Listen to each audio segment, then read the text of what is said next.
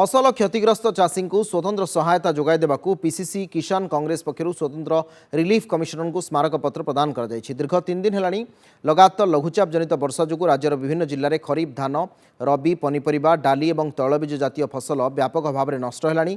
खालुआ जमीर धान काटी आनिबा आउ संभवपर नुहे।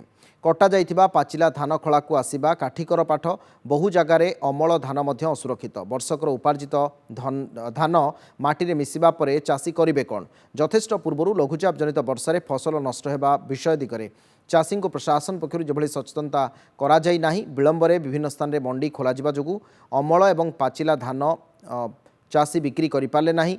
अमल भल धान प्राय रंग बदली गलानी जहाँकि एफएक्यू स्टैंडर्ड मानरू कम।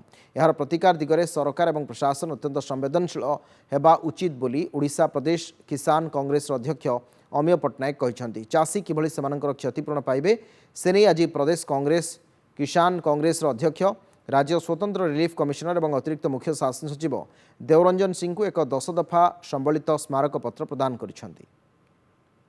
सरकार जदि यथेष्ट पूर्व मंडी खोली था विभिन्न अंचल जो आवश्यक अच्छी मंडी खोली था धान मंडी खोल जाता अत्यंत पक्ष किसी मात्रा धान चाषी मैंने बिक्री कर अमल धान चाषी बिक्री कर बर्तमान सीजन खड़े गजा हाँ लगे। प्रदेश किसान कांग्रेस तरफ आज सचिवालय डीके सिंह